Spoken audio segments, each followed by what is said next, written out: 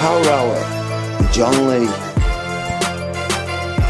understand that. And it happened this in 2011 Norway attacks, and it was a guy called Anders Breivik.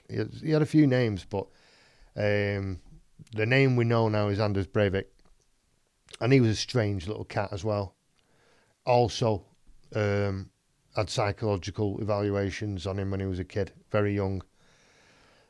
And he grows up with this, or he adopts at some point, this Nazi ideology, right?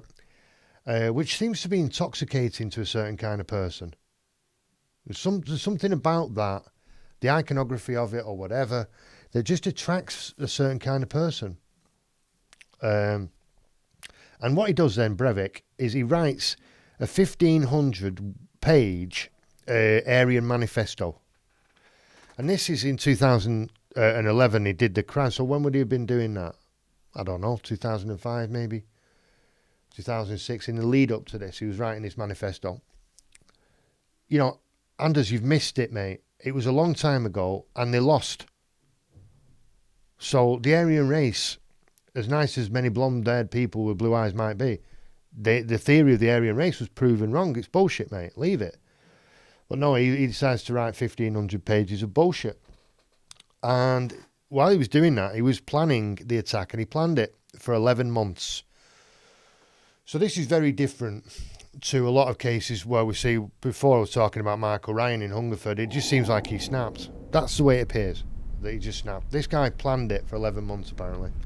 And that can be backed up, if not verified, by the way he began the attack, because he actually began with a car bomb, right?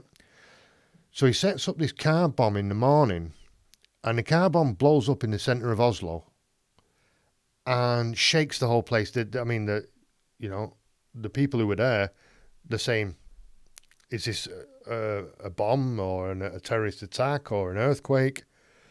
But even to them, this is Norway. Bad things don't happen, so I need an explanation. But it was a bad thing. It was a car bomb, and it killed 8 people. Killed 8 people in the morning with a car bomb. And he's on camera walking away from the scene at some point. It's not clear to me exactly when, before or after, but he's wearing a full cop uniform, and it is a cop uniform. And we know this because after he's done this, he leaves the scene in his cop uniform, and he goes to the coast because he wants to go to the island of Utoya. And when he gets there, people already know about the bomb when he arrives, and he says, I'm a bomb specialist, bomb squad, whatever. I'm here to advise you on how to deal with the situation because of the bomb attack in Oslo. And they're looking at him, and they're officials, and he's wearing this uniform, and okay, fair enough. It was him. He did it. Don't put him on a boat, and that's what they did. They put him on a ferry and let him go to the island of Utoya. And why was he going there? Because the Labour Party, so you're talking about left wing, I don't know how far left they are or whatever, but they were having like this summer camp on the island, and parks on the island, and there were loads of people there. It's a very popular thing, just nice young Norwegian people playing sports and having fun, and most of them blonde, curiously enough. And this guy, this maniac, Anders Breivik, he goes across the water on this like little ferry thing, pretending to be a cop, arrives on the island, looks like a cop, acts like a cop, walks like a cop, and he's got a gun, and it's an automatic weapon, or maybe it was semi-automatic. As I say, I'm not an expert by any means on firearms. I'm thinking that it might have been a semi-automatic. And he's walked up to a girl and just shot her and killed her. And then he's shot someone else, and he's shot someone else. And the whole island's just running wild. Everyone's running and hiding around this island because there's just a guy on this island murdering people. And if you look at the island from the sky, it looks like a heart. It's a pure utopia, and it's being destroyed. It's being poisoned by this maniac walking through this place of love and happiness with a fucking AR-15 or whatever he had, just shooting people up. And they were diving into the water. I mean, it's an island, they're diving into the water, people trying to get away from him. And he actually followed them, and he's on the shore, pumping bullets into the water. He let one guy go because he said he looked right wing, whatever that means. Just a nice looking blonde kid, like all the rest. But no, he let him live for some reason. And then he carried on killing people. And he killed, on the island, 69 people. He walked around that island and shot and killed 69 people. Broad daylight. In a cop's uniform. I don't know about his ammunition. I don't know about his firepower, but it was enough to kill 69 people unopposed. And then when finally the authorities, the relevant authorities, terrorist squad, turned up onto the island, he was easily arrested. I believe he wanted to be arrested. And he wasn't going to stop killing people until he saw, people that could arrest him. And when they arrived, he just put his gun down. And they cuffed him, and and this is why I think he wanted to get arrested, because it was such, I don't know what the word is to describe somebody who does this, but he went to the court, obviously charged with all these murders, and the families and the whole population of the country really, and people around the world were stunned by this, but especially the families of the victims and people who'd actually been victimised by him that day and not killed. They're in the court, and he's going in there, and he's doing this kind of Nazi power kind of stuff and giving it all the theatre of being some kind of martyr for the cause of the Aryan nation. Absolute fucking dick. And he killed 77 people and injured 319 in one day. And he got 21 years, but it seems, from what I've read, that he'll get 21 years and then he'll get another 21 years and another 21 years and he'll die in jail. But that caused a massive crackdown in Norway as well. And nothing like that has happened since. So generally the population reacts to these things, and then the government reacts to the population. And that is where I'm going with all this, because the first big school shooting, in America was in 1979. It was a Cleveland Elementary, which is actually in California. I think it's Santa Monica. Don't quote me on that. It's definitely California. It's just gone out of my mind. But it's called the Cleveland Elementary, and there's a girl called Brenda Spencer in 1979. And she comes from a weird home life. I know the word weird is subjective, but it really is the best word for this case. It's a weird, broken home, and there's lots of allegations about her father, whether or not her father was a paedophile and he abused her. She says he did. She says that he did, and he says that he didn't, which is quite a classic dynamic, I suppose. And the mother, apparently, she says she knew about this but never did anything at all, never even said anything. She was a cold woman.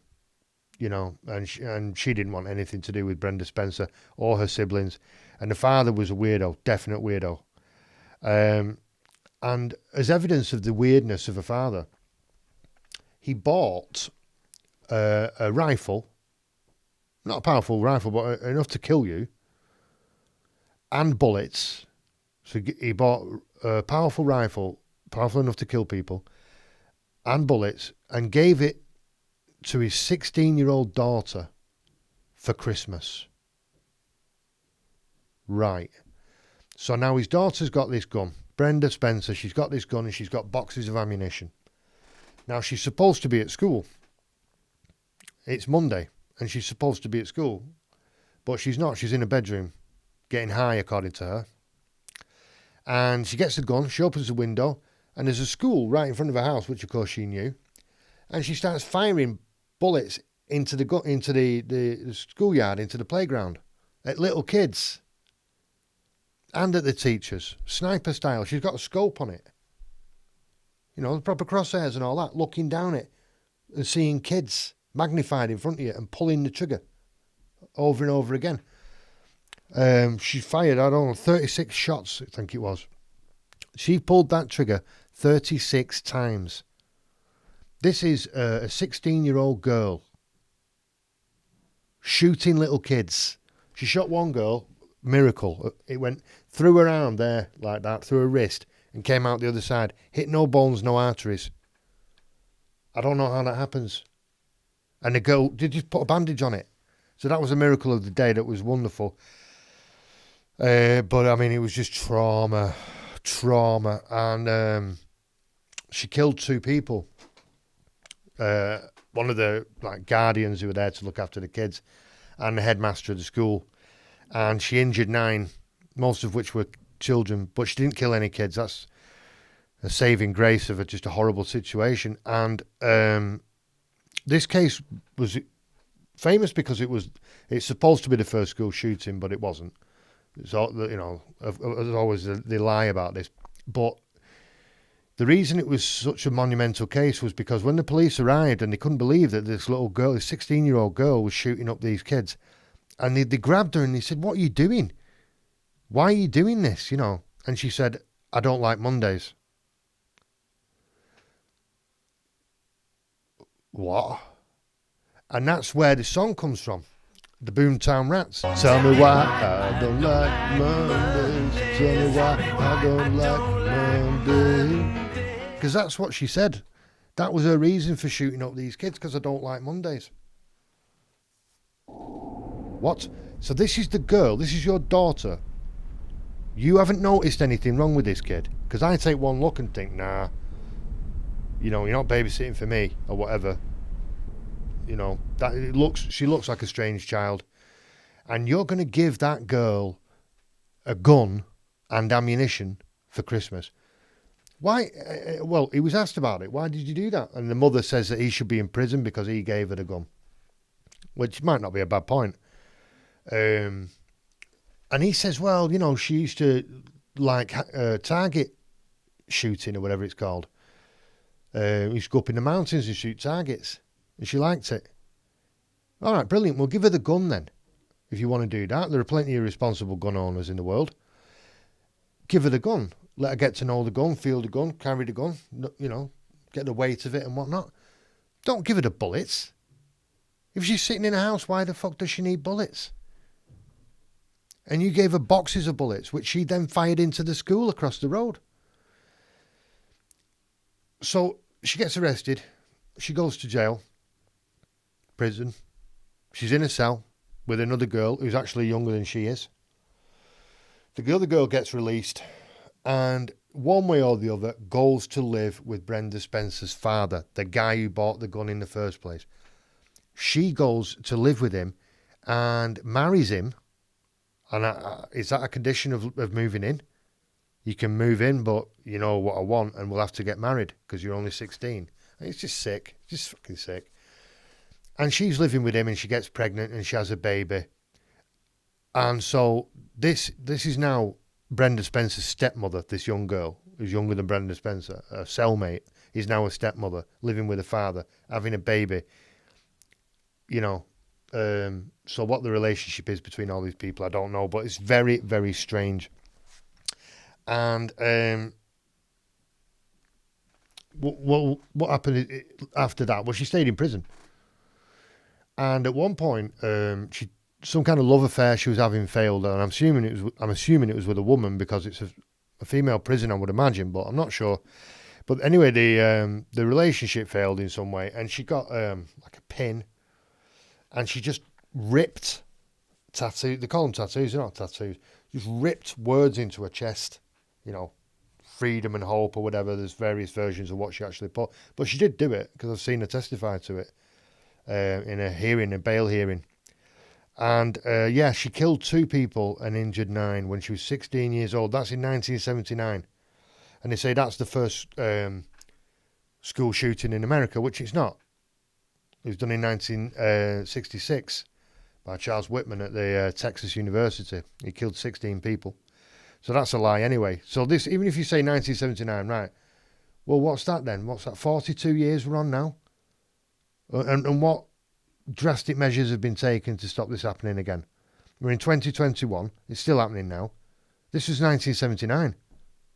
You've had plenty of time to deal with it, and I'm afraid there are people who don't want to deal with it, because I know there are plenty of people who do. So